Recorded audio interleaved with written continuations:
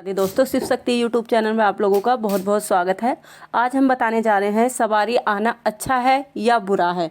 सबसे पहली बात, सवारी आती क्यों है, किन कारणों से हमारे शीश पर किसी चीज़ की सवारी आती है, इस चीज़ के बारे में आज मैं आप लोगों को बताने जा रही हूँ। सबसे पहले सवारी 4 तरीके से हमारे शीश पर या हमारे शरीर पर आती है।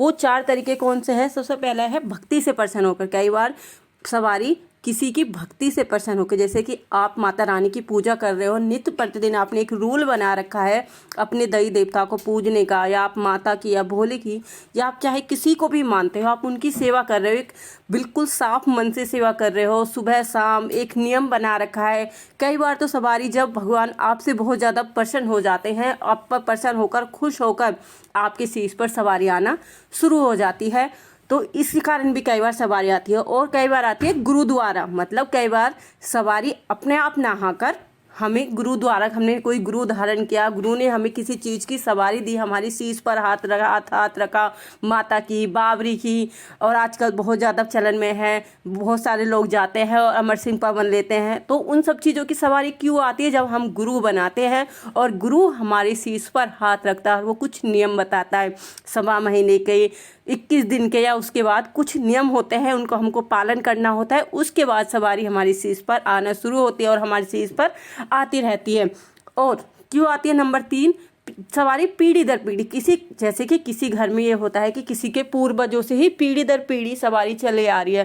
पहले उसके दादाजी पे आती थी, फिर उसके पापा पर, फिर पापा से, जैसे घर में कोई बड़ा संतान है किसी पर सवारी, ये नहीं है कि बड़े बेटे पे ही आएगी। अगर सवारी खुश है तो उसके छोटे बेटे पर भी आ सकती है। वो सवारी की इच्छा है कि वो किसकी भक्ति भाव से खुश है, किस पर वो आना चाहती है, किस शीश पर वो खेलना चाहती है। इन कारणों से भी सवारी आपकी शीश पर आती है। और सवारी कब आती है? मृत्यु के बाद शरीर में, मतलब किसी की मृत्यु हो गई, उसके कारण भी कई बार बुरी आत्मा लग जाती हैं और आपकी शीश पर सवारी आने लगती है। आप लोग सोचो अच्छी सवारी आ रही थी, वो भूत प्रेत की सवारी आपकी शीश पर खेलती है।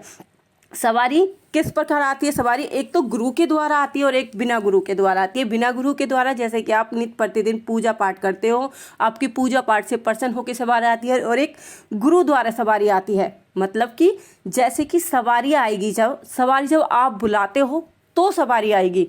ऐसा नहीं कि सवारी कभी भी आपकी शीश पर आके खेलने लगेगी। और कई बार क्या होती है, कई बार तो आप बुलाने से सवारी आती है कि आप अपने जो आपके इष्ट है आप उनका स्मरण करोगे तो सवारी आएगी। और कई बार क्या होती है, जो माता खुश होती हैं आपसे, जैसे आपके घर में कभी हवन हुआ, कीर्तन हुआ, जागरण हुआ, या कोई छोटी सी माता की चौकी हुई, तो आपने बहुत सारी लेडीज़ों को देखा होगा, पंडित को देखा होगा, उनके शीश पर सवारी आ जाती है। वो ये बताने के लिए आती है कि जिस व्यक्ति ने अपने घर में ये पूजा पाठ करवाई है वो स्वीकार है या अस्वीकार है, या उसमें कोई गलती हुई है। कई बार कभी कुछ गलती हो जाती है जाने अनजाने में, तो भी सवारी आकर हमें हमारी गलती का एहसास करा के जाती है कि आपने ये गलती की है और आपको ये गलती नहीं करनी चाहिए। तो इन कारणों से भी सवारी आपकी शीश पर आती है। सवारी किसी की भी हवा आई, सवारी सभी शक्तिशाली होती है, या वो किसी देवी देवता की हो। जैसा कि आप लोग जानते हो, अगर माता की सवारी आएगी वो भी शक्तिशाली होगी, या आजकल बावरी की सवारी आती है, अमर सिंह पवन की सवारी आती है, या भोलेनाथ जी की सवारी आती है, या हनुमान जी की सवारी आती है। सवारी सभी शक्तिशाली होती है, सभी अपने लिए महत्वपूर्ण होती है, मगर वो आपके भक्ति भाव पर करता है कि आप किस अकॉर्डिंग उनकी पूजा पाठ कर रहे हैं, किस अकॉर्डिंग उनका, अगर आप लोग नियम से उनका पूजा पाठ कर रहे हो तो वो सवारी आप पर खुश रहती है और आपकी हर मनोकामना पूर्ण करती है। वो आपके बुरे टाइम में आपकी गलती आपको स्मरण कराती है, अच्छी बातें, अच्छा टाइम आने पर, जैसे आप बाई चांस कोई गलती करने चाह रहे हो तो उसको आपको पहले ही सपन में या किसी जो आ रहा है आपको दिखा देगी कि आप ये गलती करना चाह रहे हो। मगर कोई लोग क्या करते हैं, कभी थोड़ी बहुत कभी पूजा की, सवारी तो आई रही है, मगर उसकी जो सवारी होती है वो इतनी शक्तिशाली नहीं होती। क्यों नहीं होती है? क्योंकि व्यक्ति उसे अपने नियम को कंटिन्यू नहीं कर रहा है, जो उसका पूजा भाव है उनमें उससे कुछ कमी है। जिसकी जितनी अच्छी पूजा भाव होती है उतनी ही सवारी अच्छी होती है, शक्तिशाली होती है। सवारी आने से क्या क्या नुकसान है अभी मैं आपको बता देती हूँ। देखो, कई बार सवारी क्या होती है, सवारी कई बार तो ये आती है कि जब हम स्मरण करते हैं तो सवारी आई तो वो अच्छी है, क्योंकि हमने जब माता रानी को याद किया तो सवारी आई तो ठीक है। मगर सवारी कई बार ऐसी आती है कि आपके बिना बुलाए सवारी कहीं भी आ जाती है, तो उसका क्या लोग क्या समझते हैं, ये तो नाटक है, ढोंग है। जो कि गलत है। सवारी आती है, बंदे का शरीर टूटता है, शरीर टूटेगा तो पेन होगा, तो वो गलत है। अगर सवारी आ रही है, अगर सवारी बिल्कुल शांत भाव से आ रही है, आपके शरीर पर कोई इफेक्ट नहीं देके जा रही है, जाने के बाद भी आपका शरीर बिल्कुल फूल है, कोई उसमें किसी तरह की भी दिक्कत नहीं है, तो वो सवारी अच्छी मानी जाएगी। मगर अगर सवारी कोई आ रही है और आपके शरीर को तोड़ देती है, आपसे उठा नहीं जा रहा, बैठा नहीं जा रहा, तो वो सवारी अच्छी नहीं मानी जाएगी। तो सवारी जब आती है तो वो बहुत कारणों से आती है।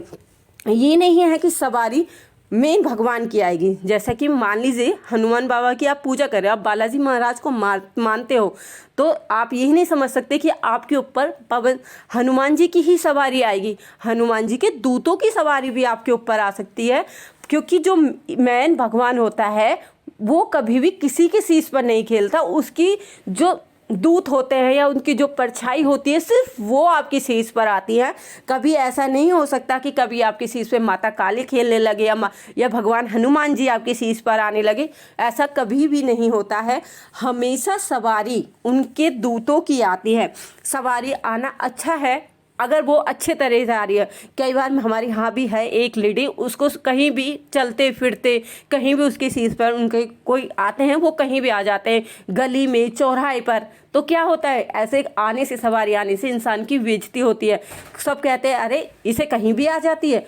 मगर सवारी वो अच्छी, अगर आपको उसकी ज़रूरत है और वो आपके टाइम पर आपके सामने है, आप उनका सिमरन कर रहे हो और सिमरन करते ही आपकी सारी बिगड़े काम बनाते हैं, तो वो सवारी अच्छी है। ऐसा नहीं आपकी शीश पर सवारी आती है और जो जिस टाइम आपको उनकी ज़रूरत है और उस टाइम उनकी शक्ति आपके काम ना आए, तो वो सवारी आपके लिए योग्य नहीं है, अच्छी नहीं है। तो आप अपनी कमियों को सुधारिए। अपने नित्य प्रतिदिन की जो आपका रूटीन है पूजा का, उसका एक टाइम टेबल बनाइए कि मुझे सुबह इतने बजे करनी है और शाम को इतने बजे करनी है।